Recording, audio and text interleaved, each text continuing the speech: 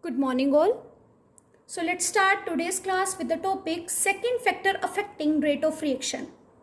The second factor which affect the rate of reaction is the nature of reactant. According to phase, reactant can be present in gas, liquid and solid. As you all know, gas has less force of attraction between the particle. So reaction possibility will be more. In liquid, force of attraction between the particle is high. So reaction possibility will be less. And in solid, the reaction possibility will be very less. Now let's see in case of homo and hetero, how rate of reaction will be affected. Homo is having high rate of reaction than hetero. This is due to the presence of same phase. And in same phase, intermixing of the reactant will be more. So, rate of reaction will also be more. Third is according to chemical stability. If chemical or reactant will be more stable, then rate of reaction will be less because they are already stable. And if chemical stability will be less, then rate of reaction will be more. Third factor that affect rate of reaction is the surface area. As you all know, with increase in the surface area of reactant, rate of reaction will also increase. For example, if we mix crystal sugar in water and powder sugar in water, then powder sugar will mix more faster than the crystal sugar. Fourth is catalyst. A catalyst generally increase the speed of reaction without itself being consumed in the reaction by decreasing the activation energy. Activation energy is a barrier of energy which every reactant have to cross to convert into product. Fifth factor is temperature. With increasing temperature, rate of reaction will also increase. And this concept was given by Arrhenius. And he gave a relation that is K is equals to A E raised to the power minus EA by RT, where K is rate constant, A is Arrhenius constant, EA is activation energy, R is gas constant and T is temperature. Now let's study activation energy concept. To understand about activation energy, let's draw a graph between energy and reaction progress. Reaction progress means the progress of reaction from reactant to product, accompanied by change in energy. Now, at room temperature, most of the reactant have energy. Let us say this reactant have this much amount of energy at room temperature. Now, in order to convert into product, this reactant have to cross this barrier, which is known as threshold energy. Threshold energy. Now, as you know, this reactant is have already this much amount of energy. So, it need more this much amount of energy, that is known as activation energy. If energy is supplied in the form of heat and light, the reactant molecule absorb this energy and start reacting and convert into product. It is believed that when the reactant molecule absorb energy, their bonds are loosened and new loose bonds are formed between them. The intermediate thus formed is called activated complex.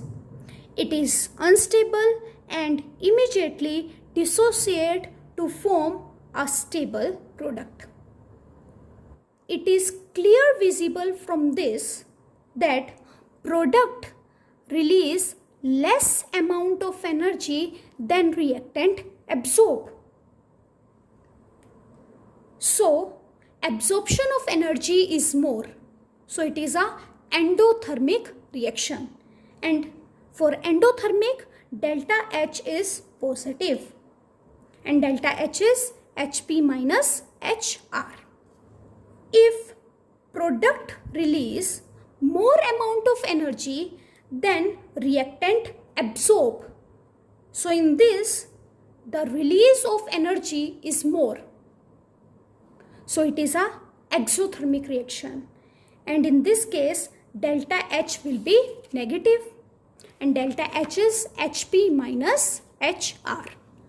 So threshold energy is the minimum energy which that colliding molecule must have in order that the collision between them may be effective is called threshold energy.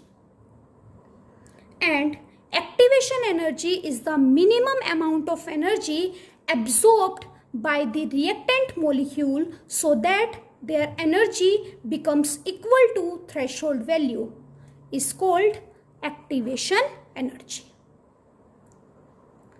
Now let's study Arrhenius equation. Arrhenius equation is K is equals to A E raised to the power minus EA by RT, where K is rate constant, A is Arrhenius constant, EA is activation constant, R is gas constant whose value is 8.314 joule per mole Kelvin, and T is temperature. Now take log both side. After taking log, it will be log K is equals to log A into E raised to the power minus EA by RT. Log A into B is log A plus log B. Now log E raised to the power minus EA by RT will be minus EA by RT log E, and log E is equals to 1. So it will be log K is equals to log A minus EA by RT. Now let's convert natural log into LOG. Then it will be 2.303 log K is equals to 2.303 log A minus EA by RT. Now divide this equation by 2.303.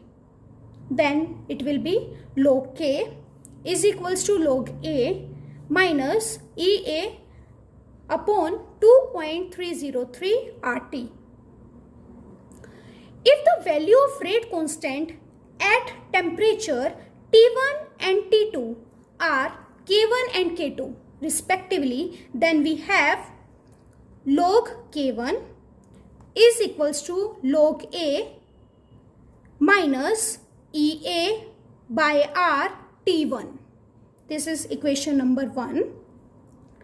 Log K2 is equals to log A minus EA R T2. This is equation number 2. Now do second minus 1.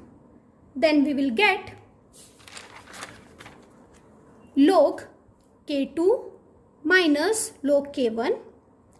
Log A to log A will cut and minus EA by RT2 minus of EA by RT1.